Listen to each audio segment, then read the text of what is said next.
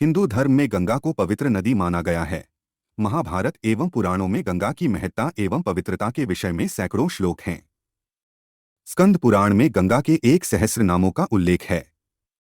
ऐसा माना जाता है कि जो कोई भी इस पवित्र नदी में एक बार डुबकी लगा लेता है, उसके सारे पाप धुल जाते हैं। पर कभी आपने ये सोचा है कि आखिर ऐसा क्यों कहा जाता है? आखिर क्या कारण है कि लोग गंगा को पाप नाशिनी मानते हैं? पौराणिक कथा के अनुसार एक बार भगवान शिव और माता पार्वती गंगा किनारे विचरण कर रहे थे।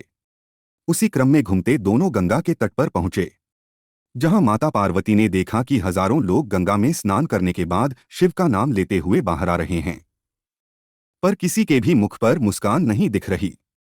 यह देख माता पार्वती को आश्चर्य हुआ।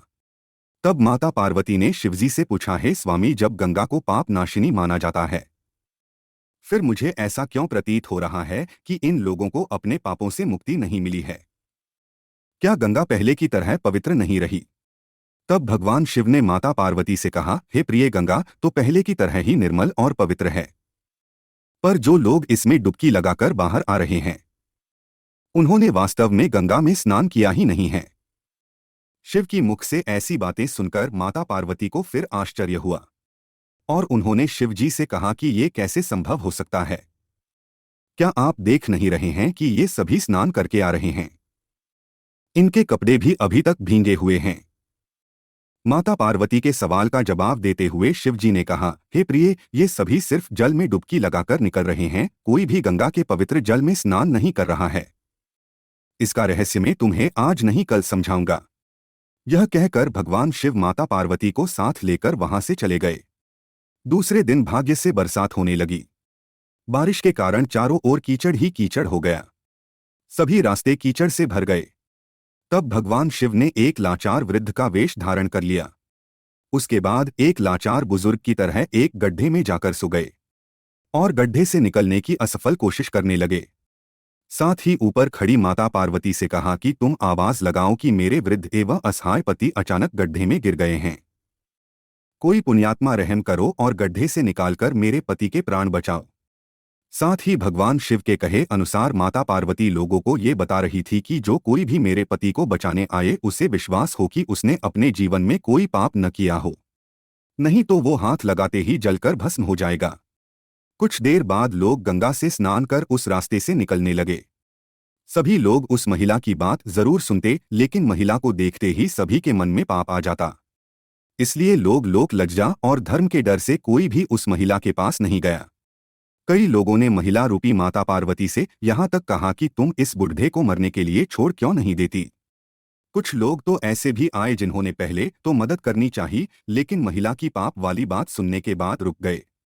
वे लोग ये सोचकर रुक जाते कि भले ही हमने गंगा में स्नान कर लिया है, लेकिन हम तो पापी हैं ही।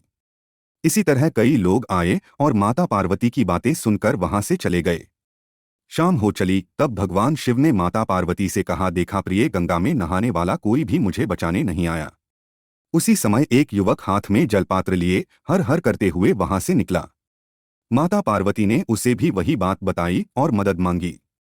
पार्वती की बातें सुनकर युवक का हृदय करुणा से भर आया। उसने शिवजी को निकालने की तैयारी की। पार्वती ने रोक कर कहा कि भाई, यदि तुमने कोई पाप ना किया हो तो ही मेरे पति हो हाथ लगाना, अन्यथा जलकर भस्म हो जाओगे। यह सुन उस युवक ने पूरे आत्मविश्वास के साथ पार्वती से कहा कि माता, मेरे निष्पाप होने में तुझे संदेह क्यों होता है? देखती नहीं मैं अभी गंगा नहाकर आया हूं। भला गंगा में गोता लगाने के बाद भी कोई पाप रहता है क्या? मैं तेरे पति को बाहर निकलूंगा। उसने बूढ़े रूप में शिवजी को कीचड़ से बाहर निकाल दिया।